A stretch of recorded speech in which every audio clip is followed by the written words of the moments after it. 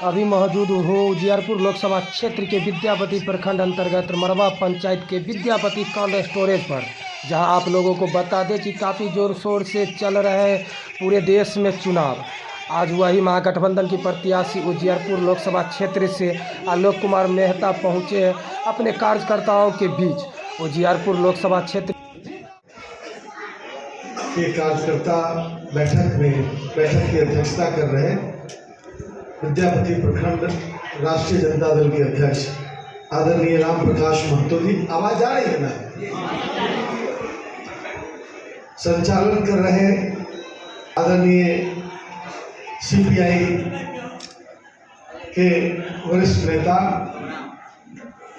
श्री कैलाश राय जी, राष्ट्रीय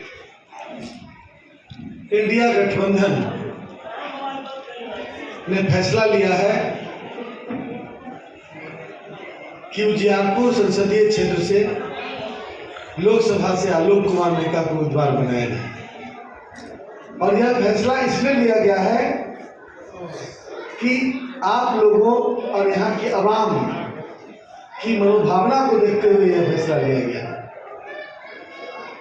यह लड़ाई जो है वह दो व्यक्तियों के बीच नहीं है, यह लड़ाई दो संस्थाओं के बीच भी नहीं है, यह लड़ाई दो आइडियोलॉजी के बीच में, दो विचारों के बीच में।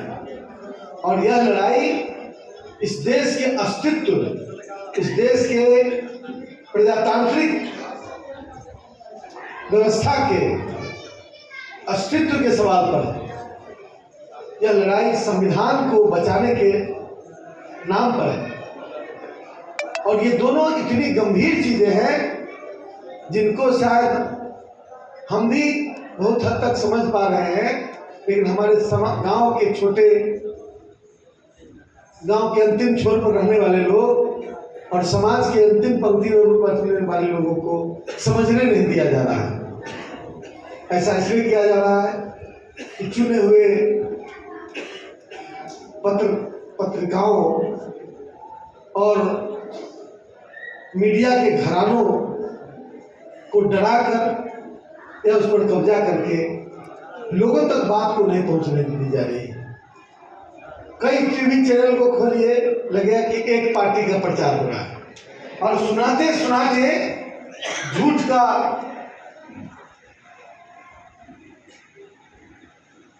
मतलब सुरवा बनाकर और लोगों को पिलाने की कोशिश हो रही है।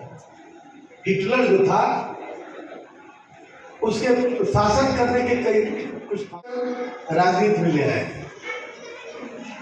धर्म का बहुत ऊंचा स्थान, धर्म का संबंध आध्यात्म से, उसको घसीटकर राजनीति के दलदल में ले आएगा। तो ये तमाम चीजें जो घटनाक्रम रही है, बहुत समझने वाले लोग समझ रहे हैं। आप गांव में जब जाएंगे तो आपको सुनकर आश्चर्य होगा कि आप अपेक्षा नहीं कर रहे थे कि वो आदमी हमें वोट दे सकता है। किसी व्यक्ति को रे तो कर दीजिए, वो बिल्कुल उल्टा निर्णय ले लेगा। लेकिन किसी को सम्मान के साथ आप आमंत्रित कीजिए, उनसे वोट मांगिए, उनसे कोई गलती हुई हो तो पहले क्षमा मांगे और उनको मुख्यधारा में शामिल करें, तब आपकी जीत सुनिश्चित हो। दूसरी बात कि जिस पर शासन करना है, जिसका शोषण करना है, उसको हैंड टू माउथ करना। वो 5 किलो अनाज के बारे में सिर्फ सोचे, बाकी सोचने का अधिकार उसको नहीं रहे, बाकी सोचने की हैसियत ही नहीं रहे। उतने में लटपटा के और अपने सारे नागरिक अधिकारों को भूल जाए। ये सब फॉर्मूला वहीं से लाया हुआ है। और उसके बाद हिटलर ने क्या किया? डॉक्टर राम मनोहर लोहिया, जननायक कर्पूरी ठाकुर, आचार्य नरेंद्र देव जैसे लोगों के प्रतिपादित सिद्धांतों पर हमारे पुरखों, समाजवादी और साम्यवादी पुरखों के विचारों पर यह देश चलता था। आज उस देश को, देश की व्यवस्था को, देश के संविधान को ध्वस्त करने और नई व्यवस्था जिसमें विकास अभी जो यहाँ पे मीटिंग रखी गई थी, क्या कुछ उद्देश्य है इस मीटिंग को लेकर? जी देखिए, सबसे पहले तो आपका बहुत बहुत धन्यवाद। आपको भी बहुत बहुत आप लोग के धन्यवाद। माध्यम से ही जो है सो कहीं भी प्रोग्राम होता है, कहीं भी मीटिंग होता है, तो आप लोग के माध्यम से ही पब्लिक तक जाता है। जी। तो आप लोग का भी बहुत बहुत धन्यवाद। आज का जो यहाँ पे मीटिंग रखा गया, सभा रखा गया, ये हमारे माननीय आलोक मेहता जी, उनका चुनाव होने वाला है, बल्कि उनका क्या, हर एक जनता का चुनाव होने वाला है अभी। जी। तो जनता का इसीलिए चुनाव कर रहे हैं अभी, क्योंकि चुनाव तो बहुत दो दिन से होते आया है। इसीलिए ये जनता का चुनाव कर रहे हैं कि ये हमारे जो संविधान को खत्म करने पे लगे हुए हैं, हमारे जो केंद्र सरकार है, मोदी सरकार, जी। तो वो लोग संविधान खत्म कर रहे हैं, SC ST मुर्दाबाद का नारा दे रहे हैं। तो हमारे भारत में आप देख सकते हैं और जानते भी होइएगा कि SC ST का जो संख्या है बहुत ही ज़्यादा है। जी।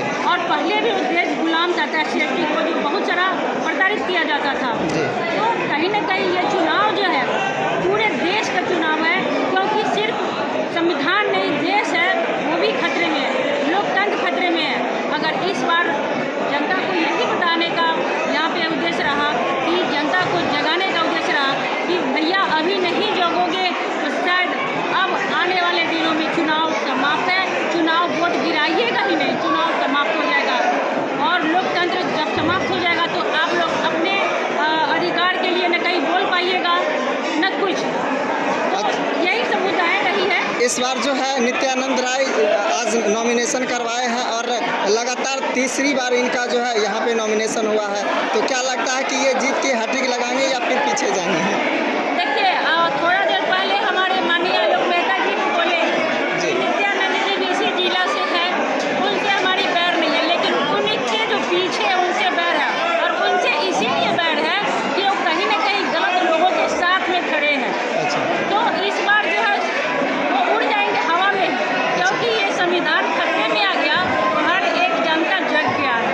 अगर संविधान लोकतंत्र खतरे में नहीं रहता तो ये शायद जनता नहीं देखता, तो हो सकता है नित्यानंद जी आगे आ सकते हैं। लेकिन यहाँ तो हर एक पब्लिक देख रहा है कि पब्लिक की भाई अब हमारा तो यहाँ से एंड होने वाला है, इसीलिए हवा में है इस बार। बस। चलिए, बहुत बहुत धन्यवाद। क्या नाम है आपका?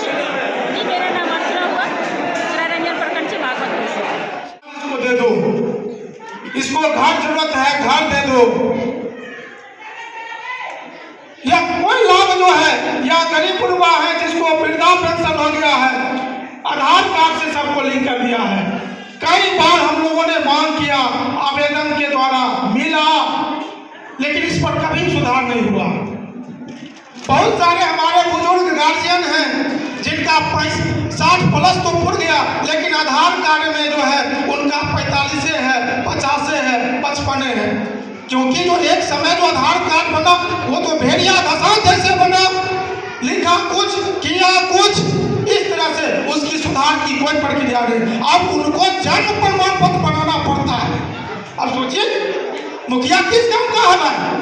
एक आदमी को यह सेटिस्फाई नहीं कर सकता है या इस लाभ